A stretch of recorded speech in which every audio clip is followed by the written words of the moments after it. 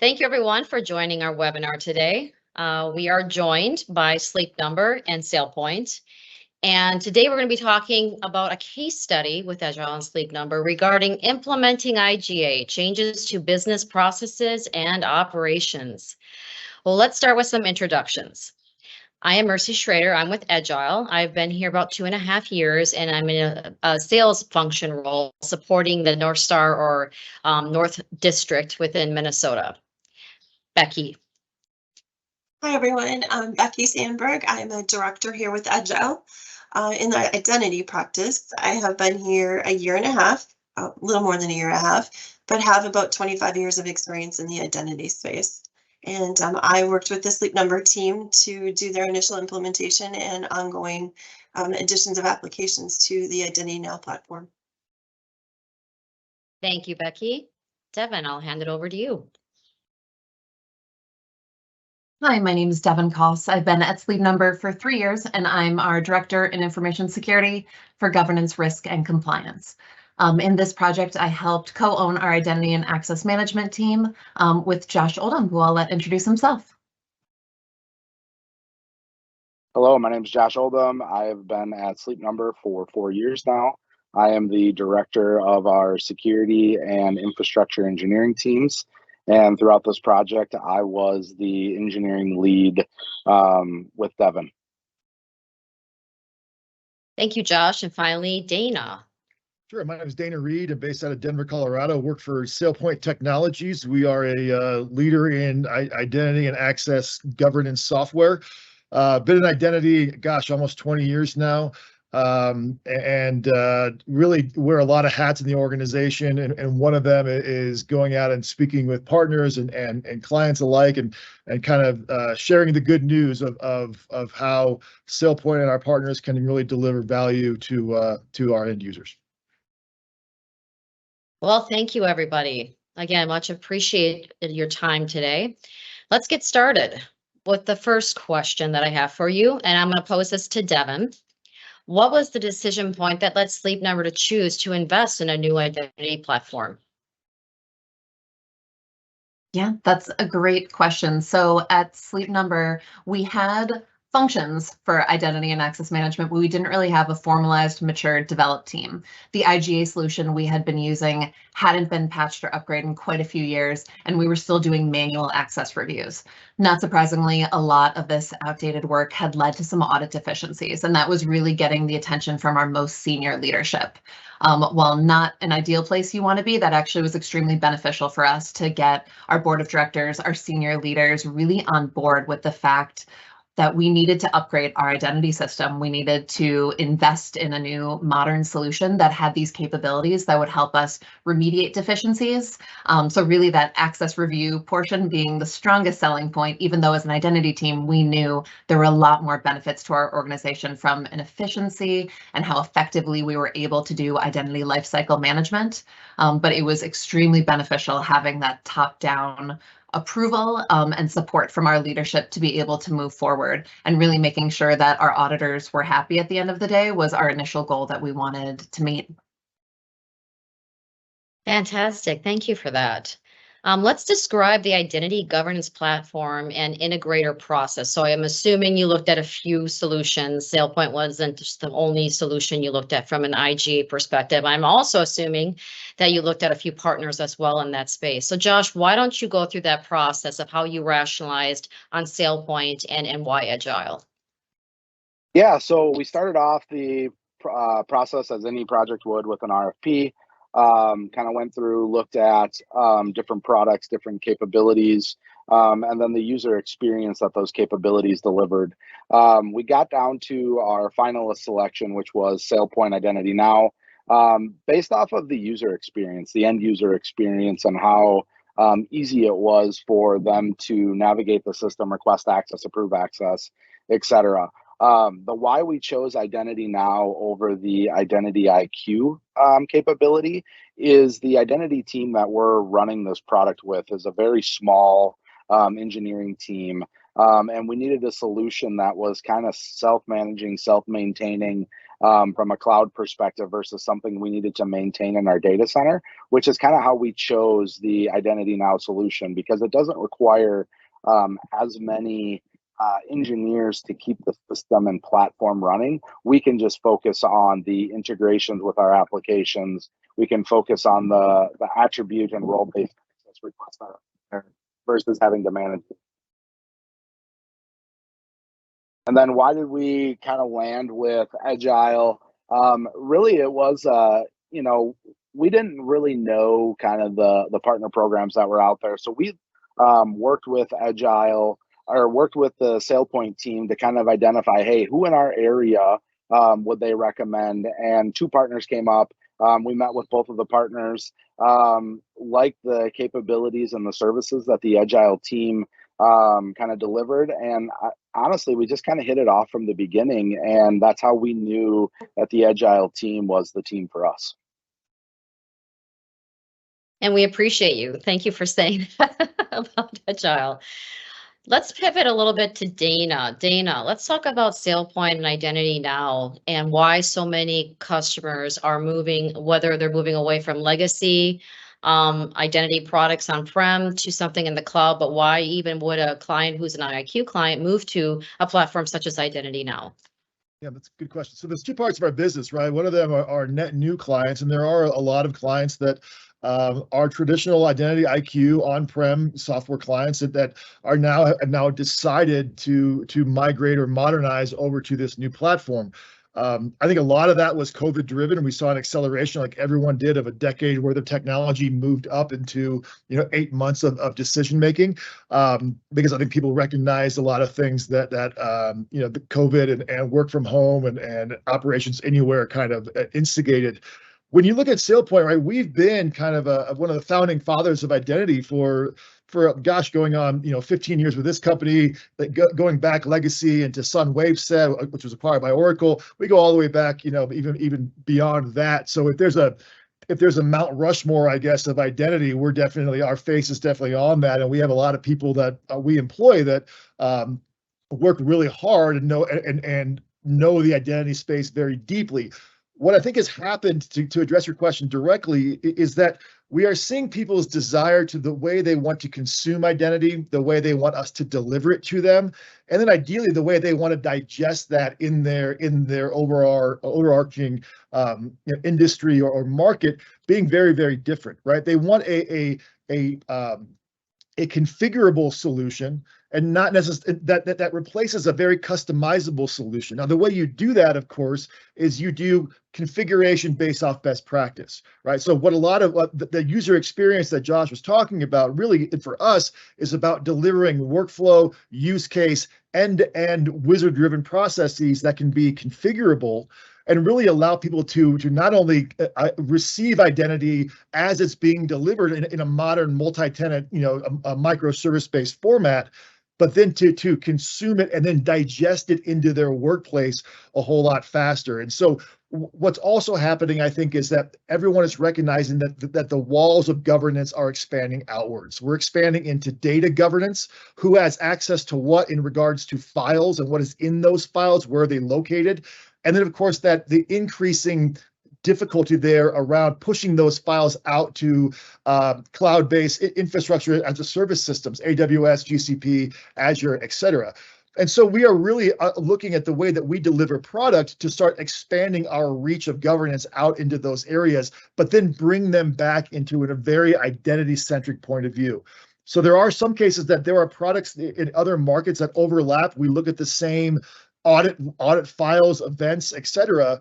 But really what it comes down to is taking that and turning it into an identity-centric point of view and delivering that in an actionable way that our clients, Sleep Number included, can deal with.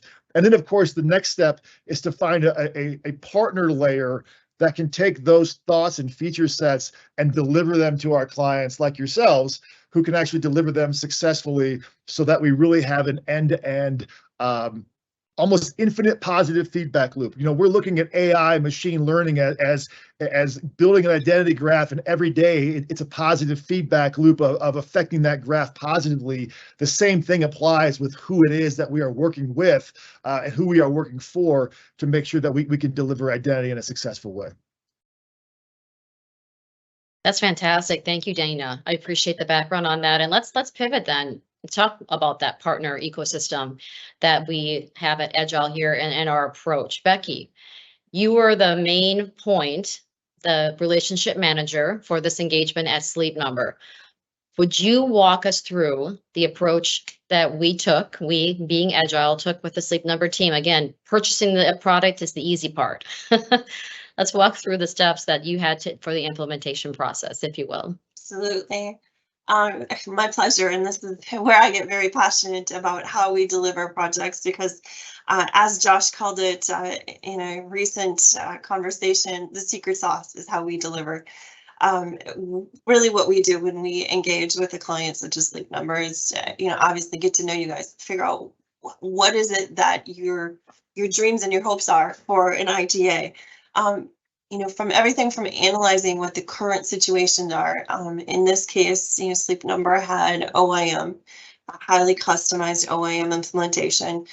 Really going through and doing some deep discovery and how that system was taking data from the HR source and any other sources, transforming that data and passing it on to the next system. As well as having conversations with the system owners and Josh and Devin and team to find out what is it that they really would like the tool to do. So combination of, what do you currently have and what would you really like it to do?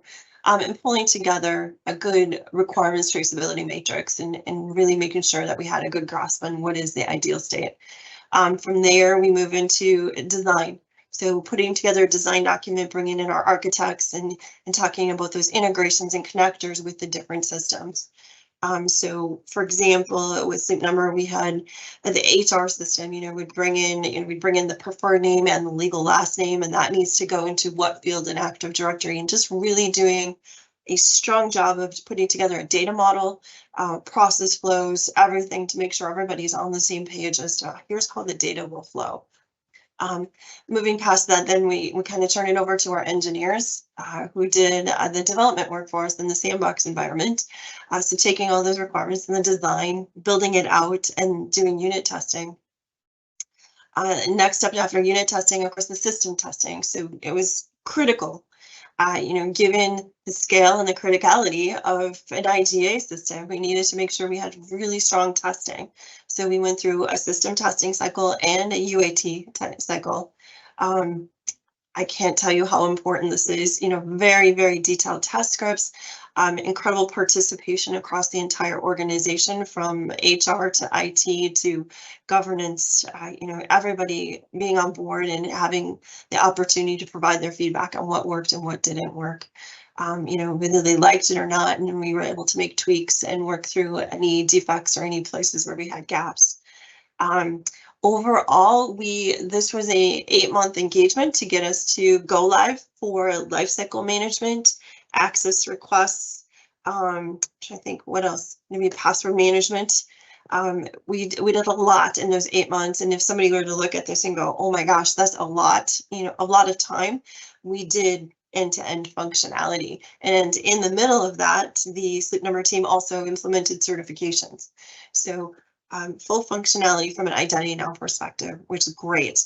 The other piece that we did, which was above and beyond anything that I had expected, is we reached a kind of a gold standard goal, if you will, for Active Directory to get 80% of all AD groups that people need was assigned via roles. So defining the organizational structure and mapping that out to roles for everyone from corporate to the stores. And you can imagine the scale of stores, what is it, 750 or somewhere in that space, making sure that anyone who comes new into a store has what they need on day one. It was huge, and it's something personally I'm really proud that we were able to pull through and put that in place. So yeah, I think the secret sauce is just making sure that you have tight control and you know what's going on at all points. Congratulations to the team on a successful go live. That's incredible. It takes a village. Well, let's talk about some unexpected challenges or pitfalls that you encountered. And how did you try to avoid some of them? And how did you deal with some of those challenges? And I'll ask Becky and Josh to kind of weigh in on this, because as we know, no identity program or implementation effort is perfect. So there were pitfalls. There were some obstacles. How did you deal with those? Josh, do you want to go first? I certainly can.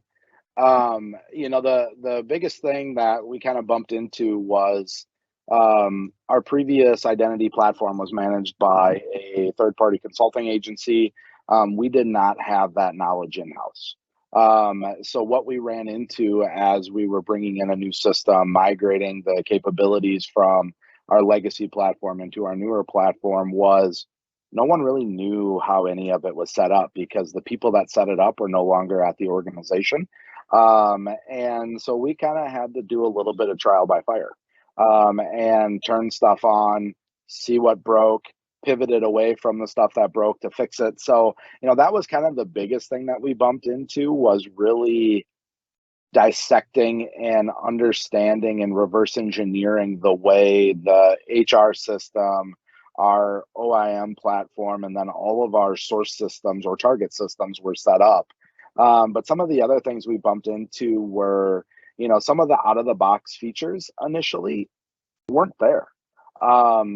Setting up hybrid mailboxes, something that, you know, every user that gets a Outlook license or an Office license needs to have an email set up the way our environment was set up at the time.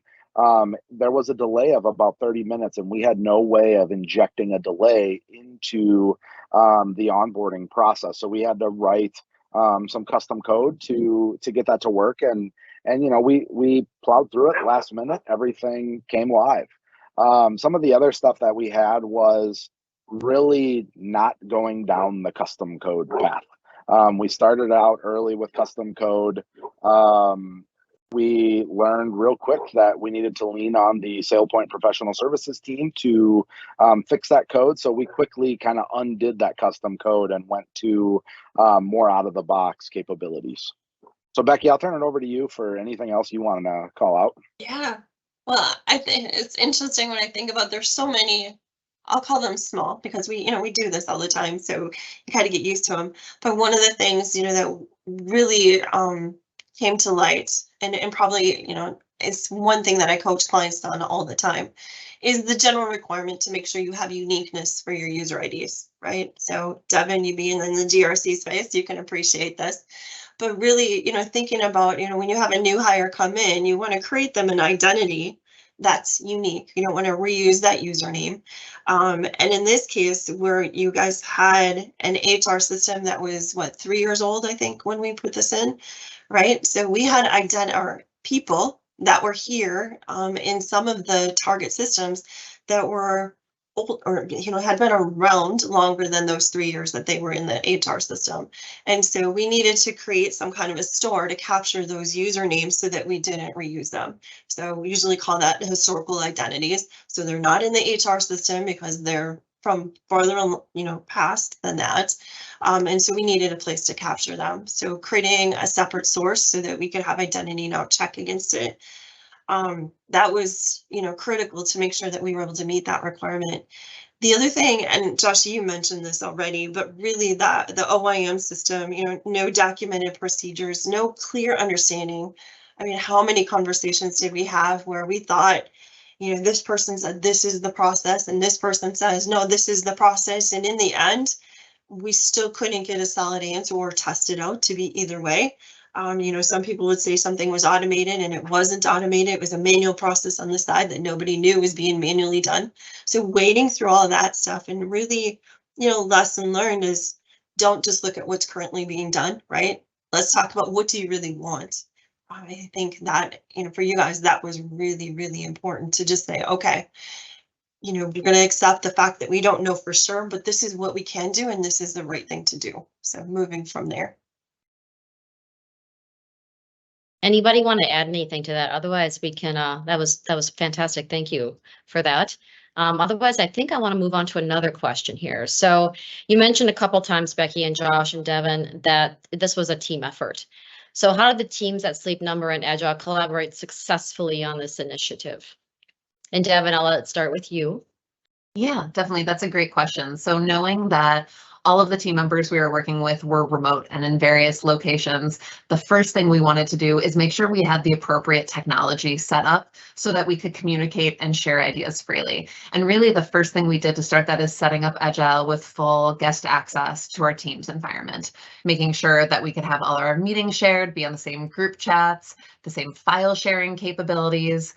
Having that technology enablement really made that communication a lot easier and a lot more instant. And then, of course, when it came to needing to get some more bigger and complex conversations, having an on-site meeting where we could go through and whiteboard everything. Like Becky mentioned before, we had some very complex legacy processes that it was really helpful to just take a full day and go through and really start from the hire in HR and walk through the full identity lifecycle, see anywhere where we may have those gaps in our understanding, in documentation, to make sure that we could have that good face-to-face collaboration. So I think a combination between the technology and having some face-to-face time was a really good mix for us and allowed us to work remotely as we needed to in this environment. The other thing that we wanted to make sure to do, not only other tools like Jira or Mira boards, but also our Agile methodology. We wanted to make sure that we had the appropriate meeting set up so we could have those ceremonies. And a big one for us was our daily stand-up meeting. So really just 15 minutes every day that we could talk about our achievements, our blockers, any escalations that were needed for Josh or myself. And having that daily call really made it that we could address things in a more immediate fashion, not waiting for a weekly status touch base to escalate something, but having that consistent communication between the two teams. It really made us one team working towards the same objective, and really allowed us to collaborate more efficiently. Josh, what about you? Do you think there's any other ideas in there for how we're able to work together? For sure, yeah, and I'm sure Becky, she got sick of it once in a while, but if we really needed something, even after hours, it was picking up the phone and calling each other. There were many nights at 7 o'clock where we were in the system looking at something, testing something out. Hey, that doesn't really look right, and it's like, Becky, can you quick hop on, take a look at this so we can make sure that following morning we're ready to go. So I mean, at the end of the day, it was by any means necessary, we were in constant communication, whether it be via the collaboration tools, as Devin alluded to, or if we had to pick up the phone and call or text each other, we were always there and always willing to quick hop on and help each other. Yeah, I would also like to add to that. We did the daily stand-ups for the whole project team, but then we also decided that 3 times a week we were going to have a dedicated meeting just for the engineers and the developers to talk to each other. So taking it above and beyond just a daily stand-up and project statuses, but let them work together to understand here's this field and this field, and do cross training and make those decisions on what needed to happen between the Agile team and the Sleep Number team. All the communication time, whether it was the developers only or the entire project team, as we've progressed over the course of working with Identity Now, we've all become like this nice tight family, and building that trust and understanding and how we all work together, and that respect of, okay, if there's something here, we know that we can count on this person to be the expert, the go-to person for that topic. It's been fantastic to be able to build that with you guys.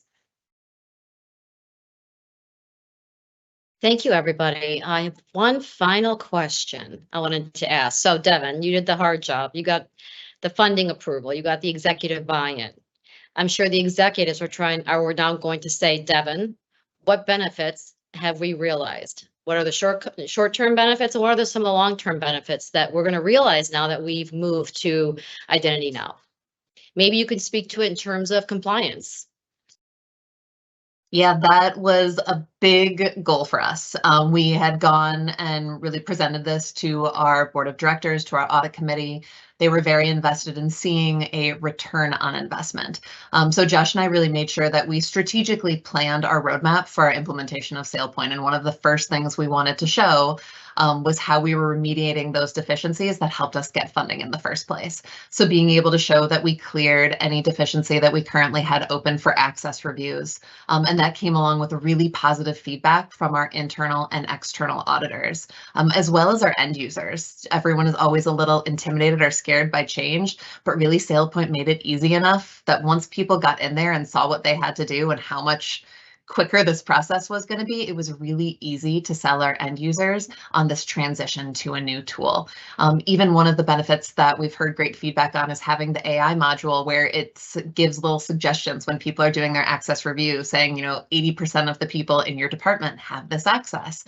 So by being able to utilize those facts, we can not only make sure that it's easy for the managers, but we're making smarter decisions. We're not just saying yes because we don't know.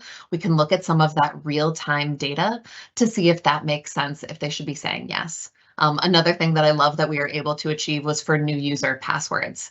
A lot of times when people start at a new company, their manager is being communicated their password and then they're sharing that with someone. So then multiple people are knowing that user's initial password, even if they have to change it, that still always felt a little insecure, or you didn't want to write it down on a piece of paper. So really now that when new users start with the company, they receive a link to their personalized email, they're able to access that to set up their own password without needing to tell anyone else what that password is, and making sure it meets our requirements.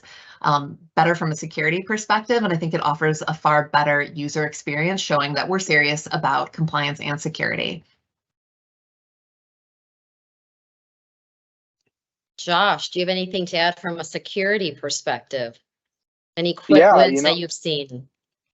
For sure. And with, my teams being the engineering teams, both from an infrastructure layer and a security layer, the biggest thing for me is leveraging the automation, leveraging REST APIs to get things done and integrated into our ServiceNow platform to help with any of the capabilities that SailPoint just isn't doing for us today.